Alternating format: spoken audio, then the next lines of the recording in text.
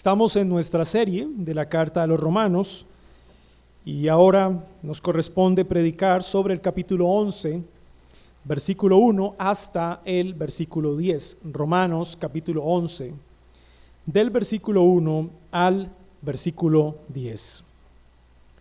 Quiero leer para ustedes la palabra infalible de Dios.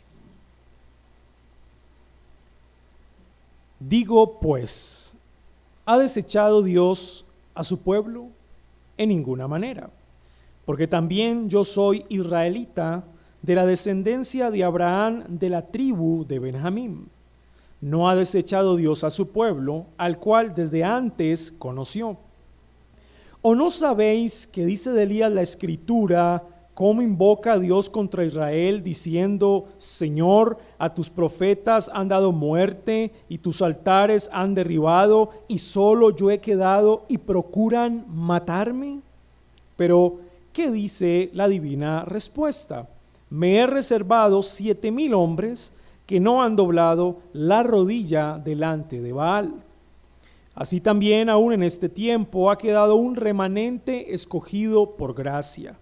Y si por gracia, ya no es por obras. De otra manera la gracia ya no es gracia. Y si por obras ya no es gracia, de otra manera la obra ya no es obra. ¿Qué pues? Lo que buscaba Israel no lo ha alcanzado. Pero los escogidos sí lo han alcanzado, y los demás fueron endurecidos, como está escrito. Dios les dio espíritu de estupor, ojos con que no vean y oídos con que no oigan hasta el día de hoy. Y David dice, se ha vuelto su convite en trampa y en red, en tropezadero y en retribución. Se han oscurecido sus ojos para que no vean, y agóbiales la espalda para siempre. Amén. Demos gracias a Dios en esta hora. Padre, en esta hora especial rogamos a ti por la asistencia de tu Espíritu Santo para nosotros hoy, en esta mañana, y rogamos que sea tu Espíritu Santo hablando a nuestros corazones, a nuestras vidas, que sea Él edificando nuestro ser y quebrantando todo lo que no es tuyo. Quebranta, Señor, toda soberbia que hay en nuestros corazones, toda incredulidad. Y permite que tu palabra predicada en esta mañana no solo transforme a tu iglesia, sino que también tu palabra predicada en esta mañana traiga el arrepentimiento a aquellas personas que aún no te conocen. Permite que el nombre de Cristo, Señor, sea glorificado. Permite que el nombre de Cristo sea santificado. Y ayúdanos en medio de nuestra debilidad para que solamente tu palabra sea la que hable en esta mañana y no palabra de hombres. Todo esto te lo pido, Señor, en el nombre de Jesús. Amén y amén. Todos nosotros hemos escuchado en alguna oportunidad la famosa frase: la esperanza es lo último que se pierde.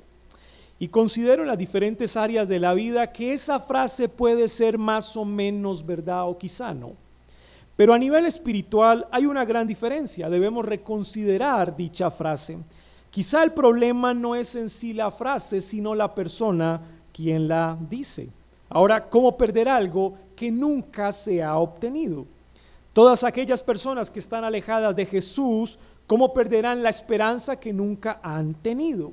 Bueno, todas esas personas, la única manera de recuperar o de recobrar o de obtener por primera vez esa esperanza es sencillamente viniendo a Jesús. La esperanza que trasciende lo pasajero y lo temporal se encuentra en la persona de Cristo, en su obra salvífica, en el medio salvífico y en su alcance salvífico. El apóstol Pablo en el capítulo 10, en el versículo 21, deja claro que Israel no solamente es un pueblo soberbio, un pueblo ignorante, un pueblo incrédulo, sino también un pueblo rebelde y contradictor. Ahora, en esta última declaración del versículo 21, parece cerrar el caso contra Israel. Y creo que es muy natural a estas alturas preguntarnos, ¿hay algún tipo de esperanza para la nación de Israel? ¿Llegarán ellos a decir coloquialmente la esperanza es lo último que se pierde? ¿Tendrán como nación una segunda oportunidad? o más bien en palabras del apóstol Pablo, según el versículo 1 del capítulo 11, ¿ha desechado Dios a su pueblo? Esa es la pregunta, y él responde categóricamente: en ninguna manera, como nos tiene ya acostumbrados. La seguridad de esta respuesta deja ver que era bastante obvia. Sin embargo, la iglesia de Roma tenía miembros de ascendencia judía y otros judíos estaban llegando a los caminos del Señor. Por lo tanto, no está de más explicar esta respuesta tan categórica y tan obvia. Por esta razón, lo que va a hacer el apóstol Pablo es darle a su audiencia original algunas pruebas indubitables de que Dios no ha desechado a la nación de Israel. Por el contrario, hay esperanza para ellos. La hubo antes de Cristo, en el tiempo de Cristo, en el tiempo de Pablo, a lo largo de la historia y hasta nuestros días. Hay esperanza. Es así como el tema de nuestra sección es la esperanza de salvación para Israel. Pero eso sí, a pesar de ser un pueblo rebelde y contradictor. Escúchenlo bien. Hay esperanza de salvación para Israel a pesar de ser un pueblo rebelde y contradictor. Como lo ven, la palabra salvación nuevamente cobra importancia en nuestro pasaje. Ya ha tenido dominancia en el capítulo 9, en el capítulo 10, en el capítulo 11, claro, dentro del marco del propósito electivo de Dios. Ese es el gran tema de estos tres capítulos, capítulo 9, 10 y 11. La salvación que depende únicamente de la voluntad soberana de Dios para judíos y para gentiles, como lo aprendíamos en la escuela dominical pasada, una salvación con alternancia.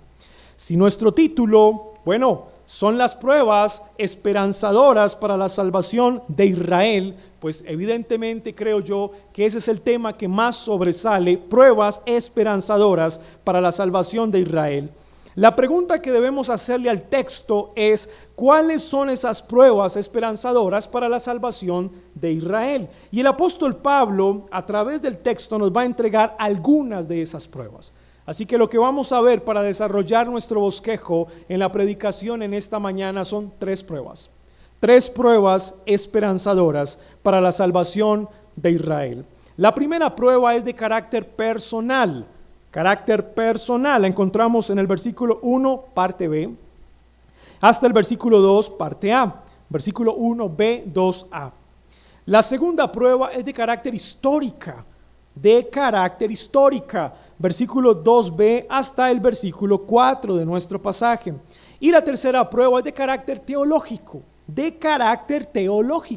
Versículo 5 hasta el versículo 10. Y esta última prueba de carácter teológico se divide en dos grandes doctrinas. La primera doctrina es la doctrina de la gracia salvadora de Dios, versículos 5 y versículo 6. Y la segunda doctrina, nuevamente, es la tan conocida elección soberana de Dios, versículo 7 hasta el versículo 10. ¿Cuáles son las pruebas esperanzadoras para la salvación de Israel? La primera prueba es de carácter personal, versículo 1b al 2a. Porque también yo soy israelita, de la descendencia de Abraham, de la tribu de Benjamín. No ha desechado Dios a su pueblo, al cual desde antes conoció. La prueba es de carácter personal porque involucra directamente al apóstol Pablo.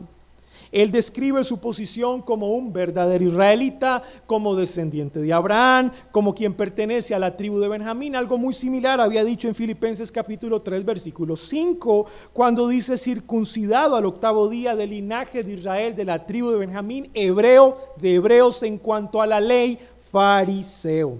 Y continúa en el versículo 6, en cuanto a celo, perseguidor de la iglesia. En cuanto a la justicia que es en la ley, irreprensible. Aparte de ser un verdadero israelita, el apóstol Pablo era un perseguidor voraz de la iglesia.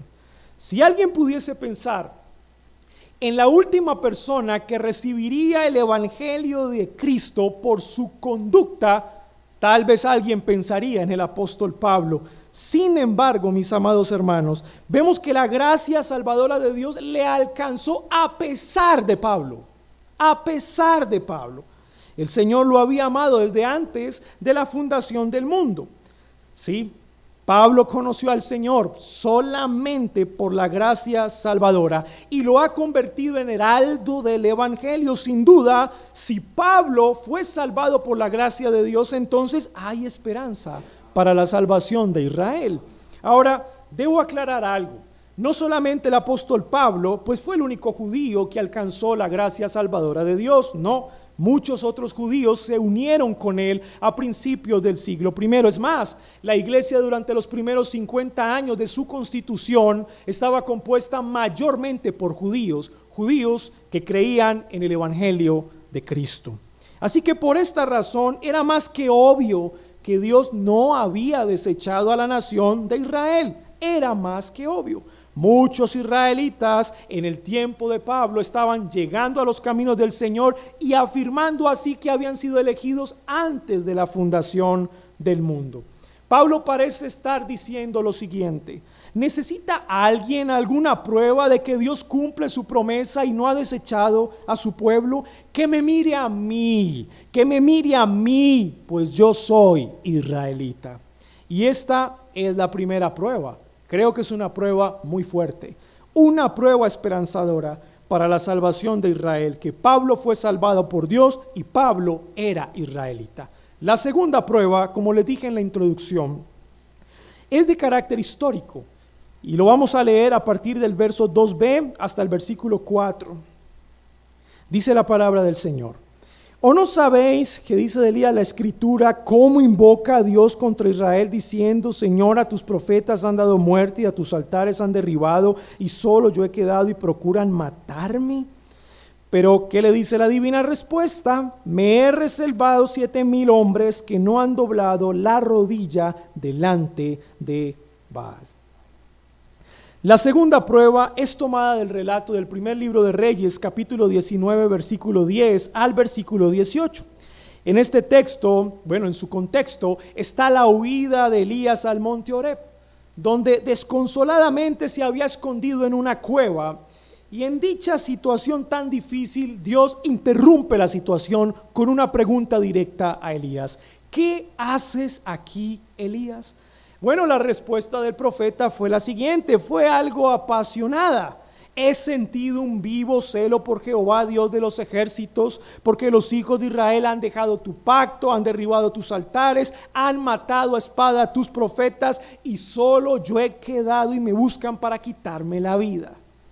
Sin embargo, mis hermanos, Elías en realidad no estaba tan solo como él pensaba. Él no era el único profeta de Dios que se había levantado en medio de crisis espiritual. No. El Señor en el versículo 18 dice: y yo haré que queden 7,000 cuyas rodillas no se doblarán ante Baal y cuyas bocas no lo besaron. Mis hermanos, lo que está haciendo Pablo es articular los eventos ocurridos en el siglo I con los eventos ocurridos en los tiempos del profeta Elías. En cierto sentido, los días de Elías habían regresado al siglo I.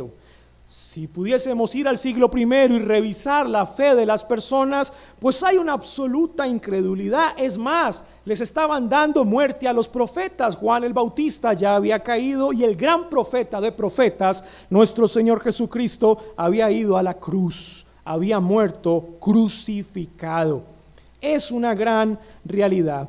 Pero así como esta parte negativa de los tiempos de Elías se estaba viviendo quizá en el siglo I, también los tiempos buenos en los días de Elías se estaba viviendo en el siglo I. Dios el Señor tenía un remanente de los hijos de Israel, un remanente que no doblarían su rodilla ya no ante Baal sino ante el César, y ya no besarían las estatuas de Baal sino la estatua del César. Bueno, César aquí por antonomasia es Baal. Esa es la representación. Ahora, piense esto. ¿Qué palabras tan esperanzadoras para los judíos del siglo I? Y más que la iglesia de Roma estaba situada en la ciudad capital del imperio, donde estaba el trono del mismísimo emperador romano. Miren ustedes esto. Y Dios ha reservado para sí a un pueblo. Dios ha reservado para sí a un pueblo como en el tiempo de Elías, pero no por obra de Elías, sino por obra de Dios. Y en el tiempo de Pablo no era por obra de Pablo ni de la iglesia, era por obra de Dios a través de la iglesia. Mis hermanos, Dios ha reservado un grupo de israelitas según su soberano propósito electivo. Dios ha reservado un grupo de israelitas según el soberano propósito electivo, no por obra humana. Esto le compete exclusivamente a Dios. Y Pablo pertenecía a ese remanente. Él era testigo de ser parte de ese remanente. ¿No parece a ustedes que Pablo estuviese preguntando, ¿necesita alguien alguna otra prueba de que Dios no ha desechado a Israel? Bueno, que mire la historia de Israel, que mire la historia cómo Dios siempre ha reservado para sí a un remanente que no han doblado sus rodillas. Bueno, basta con mirar la historia para que esta segunda prueba se convierta en una prueba esperanzadora para el pueblo de Israel. Vamos ahora a nuestra siguiente prueba. Nuestra tercera prueba es de carácter teológico. Y como les dije en la introducción, esta tercera prueba de carácter teológico tiene dos partes. La primera habla de la doctrina de la gracia salvadora de Dios y la segunda habla de la doctrina de la elección soberana de Dios. Vamos a leer versículos 5 en adelante, prueba de carácter teológico. Así también, aún en este tiempo, ha quedado un remanente escogido por gracia. Y si por gracia, ya no es por obras. De otra manera, la gracia ya no es gracia. Y si por obras, ya no es gracia. De otra manera, la obra ya no es obra. La verdad es que en los tiempos del apóstol Pablo había un remanente escogido por gracia. Ahora, note con cuidado lo siguiente. Pablo no dice que todo Israel étnico y nacional será salvo. Él no dice que todo el Israel étnico y nacional será salvo. Él dice un remanente de Israel. Ahora, ¿qué significa esto? Que dentro de la nación elegida hay un pueblo elegido para salvación, hay una elección dentro de la elección. Vuelvo y repito esto, dentro de la nación elegida hay un pueblo elegido para salvación. Así como no todos los gentiles serán salvos, sino solamente los escogidos, así no todos los judíos serán salvos, sino solamente los escogidos. Asimismo, no todos los israelitas serán salvados por la gracia de Dios, lo mismo que no todos los gentiles son salvados por la gracia de Dios. Y de la misma manera que los escogidos de los gentiles son salvados, la gracia de Dios, de esa misma manera los escogidos entre los israelitas serán salvados por Dios, la gracia de Dios. Ahora, miren esto. El grupo de gentiles escogidos para salvación de todos los tiempos y el grupo de judíos escogidos para salvación de todos los tiempos conforman un nuevo grupo que el Nuevo Testamento le llama la iglesia. La iglesia se constituye en el nuevo Israel. El viejo Israel estaba constituido solamente por judíos. El nuevo Israel es un pueblo mixto. Tiene judíos elegidos por Dios y gentiles elegidos por Dios, ligados al verdadero Israel, que es la persona de Cristo que cumplió lo que el reino nacional no pudo cumplir. Esa es la idea. Ese solo pueblo, ese solo grupo se llama la iglesia. Bueno, de la misma manera, la gracia es tanto para judíos y para gentiles elegidos. Pablo lo dice en Efesios capítulo 2, versículo 14 al 16. Porque Él es nuestra paz, que de ambos pueblos hizo uno, derribando la pared intermedia de separación, aboliendo en su carne las enemistades, la ley de los mandamientos expresados en ordenanzas, para crear en sí mismo de los dos un solo y nuevo hombre, haciendo la paz mediante la cruz, reconciliar a Dios a ambos pueblos en un solo cuerpo, matando en ellas las enemistades. Para Pablo, era importante enfatizar que la salvación no es por obras, sino que es por gracia. Pero, ¿qué es la gracia salvadora? ¿Qué es la gracia salvadora sino un don inmerecido de Dios que Él le da a quien Él quiere? Bueno, no podemos exigirle a Dios que tenga misericordia de todos los hombres, ni tampoco podemos hacer el reclamo de que salve a todos los hombres, porque nosotros no somos Dios.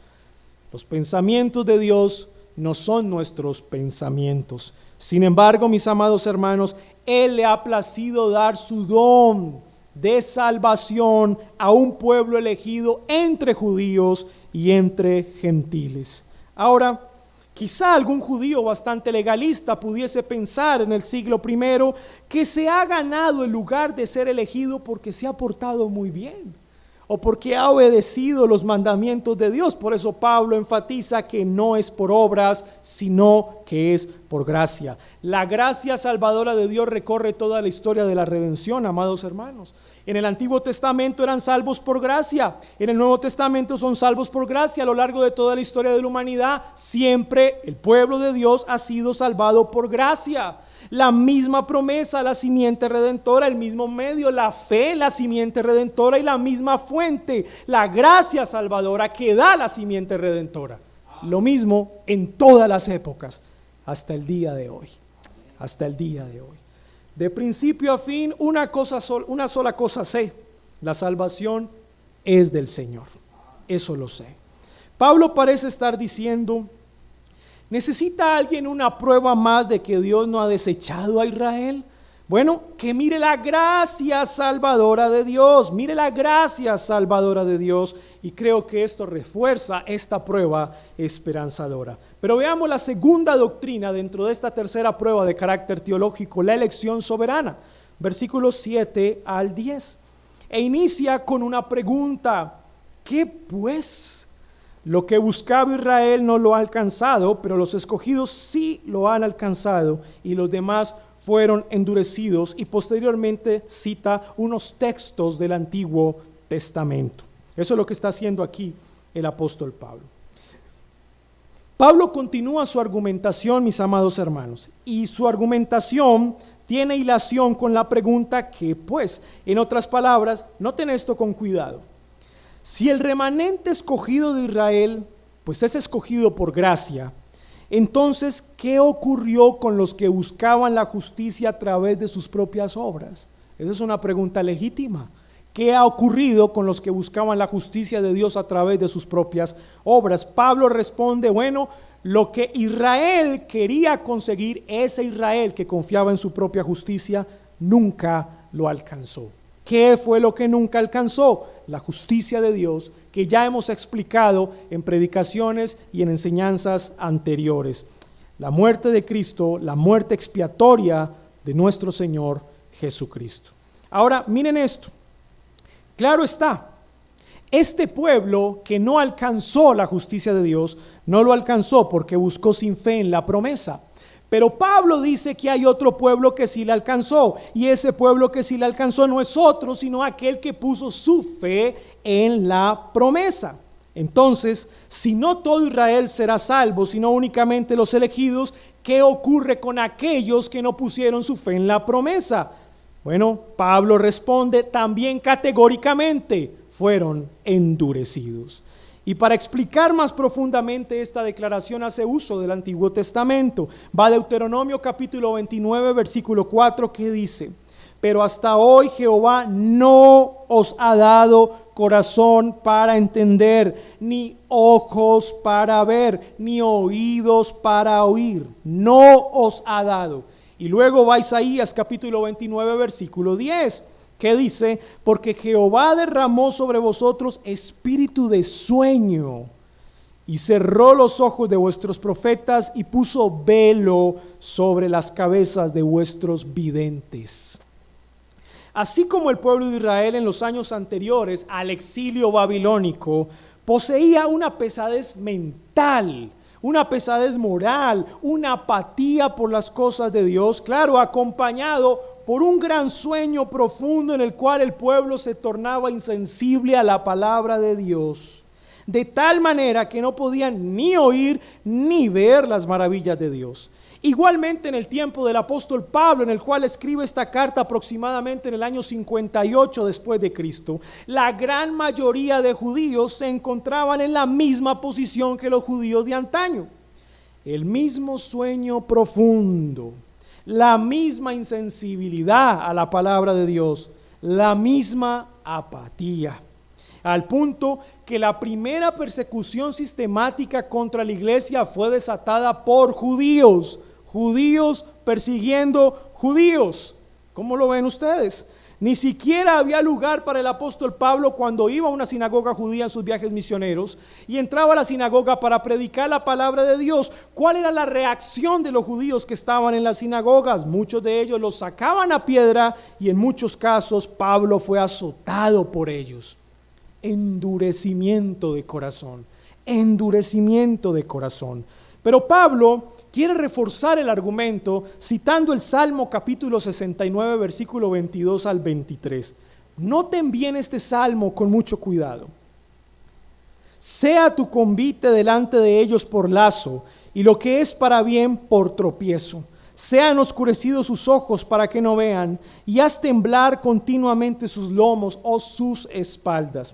Mis hermanos, estos dos versos son imprecatorios. La oración imprecatoria es aquella que tiene como propósito el hecho de que Dios es el que hace justicia. Y el concepto que subyace de una oración imprecatoria es la retribución. Subraye ese concepto, la retribución. En otras palabras, los malos deben recibir el castigo que ellos merecen. Esa es la idea. Y en este salmo, en el Salmo capítulo 69 que toma el apóstol Pablo, el personaje principal es David. Y al parecer David es una víctima. Sus enemigos lo odian, sus enemigos lo vituperan, sus enemigos lo persiguen, y la razón por la cual lo odian, lo vituperan y lo persiguen es porque David tiene comunión con un Dios santo. Esa es la razón. David tiene comunión con un Dios santo. Ahora, la víctima del Salmo, que es David, pues va a descansar de sus sentimientos contra sus enemigos, dejándole esos sentimientos a Dios, cargando a Dios con esos sentimientos, y él despojándose de todo sentimiento de venganza humana, porque la venganza divina no tiene pecado, pero la venganza humana sí. Dios no es como nosotros. Y es ahí cuando la oración imprecatoria tiene mucho sentido en la vida del creyente, porque le permite descansar y confiar perfectamente en la justicia de Dios. Y eso es lo que está haciendo el salmista aquí. Ahora, él pasa a describir la mesa de sus enemigos. Noten bien el salmo. La mesa de sus enemigos. ¿Y qué ocurría en esa mesa? En esa mesa sus enemigos se reunían para planear la maldad, para celebrar sacrificios a sus dioses falsos. Lo que está diciendo aquí Pablo, utilizando el Salmo capítulo 69, es lo siguiente: la misma mesa que los malvados utilizaron para planear el mal, en esa misma mesa los malvados morirán. En la misma mesa que los malvados se sentaron para planear matar a otro, en esa misma mesa los malvados serán asesinados. En la misma mesa que se sentaron para vituperar al inocente, en la misma mesa los malvados serán vituperados. Ellos son víctimas de su propio invento. Los ojos que utilizaron para deleitarse en los placeres del mundo y en la maldad serán oscurecidos. Ellos recibirán el justo pago de sus pecados. Eso es lo que dice el Salmo. Y esta es la petición del salmista. Así que esta oración imprecatoria descansa el alma del creyente y reconoce que Dios es un Dios santo y justo y que hace venganza, pero sin pecado. Al contrario, su venganza está siendo estimulada por su santidad. Dios no es como nosotros. Y en estos versículos podemos sacar tres verdades fundamentales que yo quiero que usted retenga en su mente. La primera verdad: es que el remanente de Israel ha obtenido salvación por la elección soberana de Dios. No más. Eso nos lo dice el versículo 7 al 10 que hemos estado explicando. El remanente de Israel ha obtenido salvación por la elección soberana de Dios. Segunda verdad, que el resto del pueblo ha sido endurecido por Dios porque se han endurecido a sí mismos. Esa es la segunda verdad. El resto del pueblo ha sido endurecido por Dios porque ellos se han endurecido a sí mismos. Y la tercera verdad es que los que se endurecen a sí mismos recibirán de Dios lo que se merecen. Y ahí es donde la parte imprecatoria tiene sentido en el Salmo. Los que se endurecen a sí mismos reciben de Dios lo que se merecen. Mis hermanos, es así como esta tercera prueba de carácter teológico es fundamental. Pablo le está enseñando a su audiencia original que hay esperanza de salvación aún para Israel, porque la salvación no depende de sus obras, sino de la gracia salvífica de Dios. Y en segundo lugar, hay esperanza porque la salvación depende de la elección soberana de Dios. La salvación no está en las manos de los hombres, la salvación está en las manos de Dios. Bueno, Pablo no sabía quiénes eran los elegidos. Es por eso que el texto anterior es tan importante, porque ante la ignorancia de saber quiénes son los elegidos, ¿qué debe hacer el cristiano? Predicar.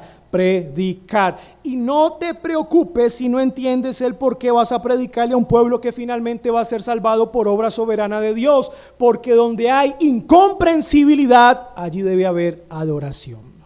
La incomprensibilidad de los misterios de Dios debe llevar a su pueblo solamente a adorar la grandeza de Dios. Y esa va a ser la última porción de esta unidad de pensamiento cuando Pablo dice, oh profundidad de las riquezas de Dios. En la incomprensibilidad, adoración. Mis amados hermanos, estas pruebas creo que son verdaderamente esperanzadoras para el pueblo de Israel. Es como si Pablo estuviese diciendo, necesitas una prueba más. Ya te di una prueba de carácter personal, ya te di una prueba de carácter histórico, te acabo de dar una prueba de carácter teológico. Necesitas una prueba más para darte cuenta que aún el Señor tiene pueblo dentro de la nación de Israel. Y voy a resumirle las pruebas. Primero, Pablo fue salvado y Pablo era israelita. Segundo, Dios se ha reservado para sí un remanente y ese remanente ha sido reservado, tercero, por gracia salvífica y por la elección soberana de Dios. Le pregunto, amado hermano, ¿le queda alguna duda de que entre los judíos de todos los tiempos hay un remanente? Dios tiene a un pueblo elegido de ese pueblo de Israel. Y una cosa más, la alternancia que hemos aprendido en estas últimas enseñanzas tiene sentido por la persona de Cristo. La alternancia tiene sentido por la persona de Cristo, porque la salvación tanto para gentiles como para judíos se concentra en la misma persona. Su nombre es Jesucristo. Espero, mi hermano, que no tenga dudas que hay esperanza de salvación para la nación de Israel. Quiero hacer una aplicación cristológica primero, una aplicación cristológica. Puesto que no hay salvación para los gentiles sin Cristo, tampoco hay salvación para los judíos si no reconocen a Cristo como su Señor y Salvador. Y escuchen esto, si no reconocen, no estoy queriendo decir que Cristo ya no sea el Señor, son dos cosas diferentes. Cristo es el Señor de creyentes e incrédulos, Él es el Señor, pero otra cosa es que esos incrédulos le reconozcan a nivel personal. Y yo considero que cuando un judío reconoce a Cristo el ungido como su Señor, el Kyrios, y el Salvador, tanto en su muerte como en su resurrección, como en su ascensión, porque si ellos reconocen que Cristo ascendió, deben reconocer el sacerdocio levítico en Cristo, deben reconocer el cumplimiento perfecto de ese sacerdocio en la persona de Cristo que hoy intercede por su pueblo. Y si creen en la segunda venida de Cristo, creen en todo el plan redentor de Dios. Así que creo yo que ese reconocimiento es una prueba de que quizá muchos de estos judíos están experimentando verdadero arrepentimiento.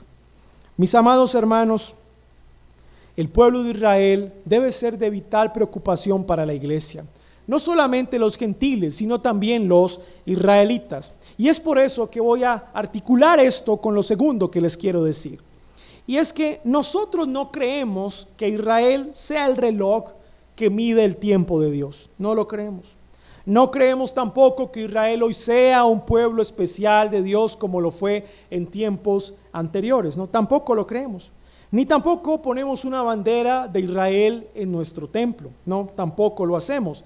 Ni cuando nos vemos como hermanos nos saludamos con palabras hebreas. Tampoco lo hacemos. No obstante, la salvación de muchos judíos hoy debe ser una de nuestras peticiones. No solamente la de los gentiles, sino también la de los judíos. Mis hermanos, nosotros no tenemos un espíritu antisemita. ¿Qué quiero decir? No odiamos ni rechazamos a los judíos. Es más, Cristo era judío. Nosotros amamos a los judíos como amamos a cualquier gentil que está pasando por la misma necesidad de un redentor que es Cristo.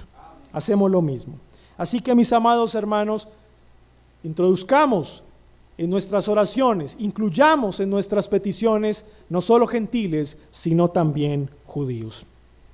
Las tres pruebas que les di en la predicación esperanzadoras para la salvación de los judíos, de forma indirecta, también se convierten en pruebas esperanzadoras para la salvación de los gentiles. Y esto es lo maravilloso aquí. Miren esto.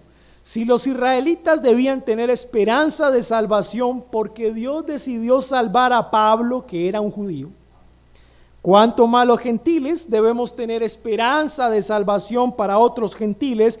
Porque Dios no solamente decidió salvar a un judío llamado Pablo, sino decidió llamar a un pecador llamado Pablo, que aparte de todo decidió perseguir a un grupo de inocentes, víctimas, como lo fue la iglesia en el primer siglo, y aún así Dios lo salvó. Eso es una prueba esperanzadora para la salvación de los gentiles. El pecado. Noten esto. Si los israelitas debían tener una esperanza de salvación porque Dios decidió levantar a 7,000 hombres que no doblarían sus rodillas ante Baal, bueno, y eso se cumple, y esa es la esperanza para el pueblo de Israel, pues los gentiles debemos tener la esperanza de que Dios también se ha reservado un pueblo entre todas las naciones que no doblarán sus rodillas a los placeres de este mundo ni al sistema mundano. Esa es otra esperanza. Miren esto, mis amados hermanos. La posición de los judíos sin Cristo es la misma posición de los gentiles sin Cristo. Por eso el camino sigue siendo el mismo. A los niños que nos escuchan, les voy a decir algo, niños, y escuchen con atención estas palabras. Los pastores nos sentimos reconfortados cuando nos damos cuenta de que los hermanos de la iglesia oran por nosotros y oran para que el Señor nos utilice a pesar de nuestra debilidad. Pero también nos sentimos muy reconfortados cuando nos damos cuenta que los niños de nuestra iglesia oran por sus pastores. Y miramos a nuestro alrededor y como pastores nos damos cuenta que no estamos solos, quizá como se sintió Elías, sino que creemos que el Señor ha reservado un grupo de creyentes llamado remanente o llamado iglesia, el cual está compuesto por personas grandes, pero también por personas pequeñas. Está compuesto por personas adultas, pero también está compuesto por niños. Ustedes, si han creído en Cristo, hacen parte de ese remanente precioso que Dios ha elegido antes de la fundación del mundo. Amados niños, la salvación del Señor también toca tu corazón y también toca tu puerta. Que seas tú uno de esos 7,000, de esos 7,000 creyentes que no doblarán sus rodillas a la desobediencia a los padres, a la mentira y a los placeres de este mundo. Isaías 59 versículo 1 lo dice: He aquí que no se ha cortado el brazo de Jehová para salvar, ni se ha grabado su oído para oír.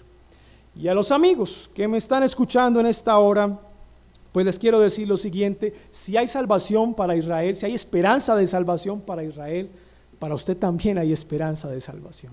Para usted también la hay. Y le digo sinceramente, no sé cuántos pecados usted ha cometido en su vida, ni la intensidad de los pecados que usted haya cometido. Lo que yo sí sé es que si hay esperanza de salvación para Israel, hay esperanza de salvación para usted. Y mi rogativa, querido amigo, es que debes venir humildemente a Cristo.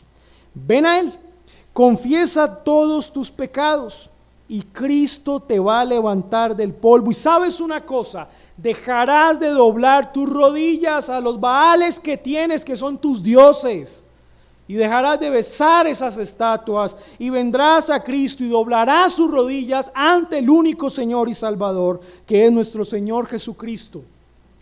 Pero te digo algo: ¿qué pasa si no lo haces? Y esa es la mala noticia, las dos caras de una misma moneda llamada el Evangelio. ¿Qué pasa si no lo haces, amado amigo? Te endurecerás cada vez más en tu propio pecado. ¿Escuchaste? Te endurecerás cada vez más en tu propio pecado, y como los que se reunían a la mesa en tiempos de David, serás víctima de tu propio invento. En el lugar donde hoy estás planeando la maldad, amado amigo, allí te visitará Jehová. Allí te visitará Jehová. En el lugar donde estás planeando cometer adulterio u homicidio o borrachera, allí te visitará Jehová.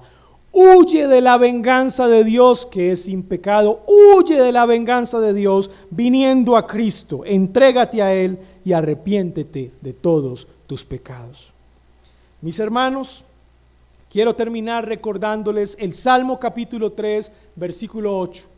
Y para que a lo largo de toda esta enseñanza y predicación, y con este último salmo, concluir este sermón, podamos meditar y pensar continuamente en la salvación de Jehová. Como lo dice el salmista, la salvación es de Jehová, sobre tu pueblo sea tu bendición. Amén. Amén. Demos gracias.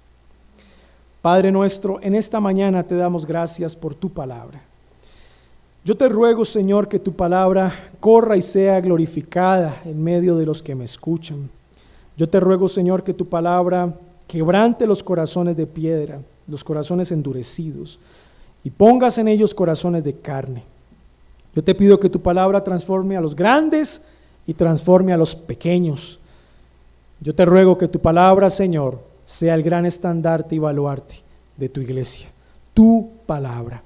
Espíritu de Dios, ten misericordia de los que no te conocen y ten misericordia de tu pueblo, la iglesia, para que sigamos creciendo en fe y para que sigamos agradeciendo la preciosa salvación que hemos recibido por gracia.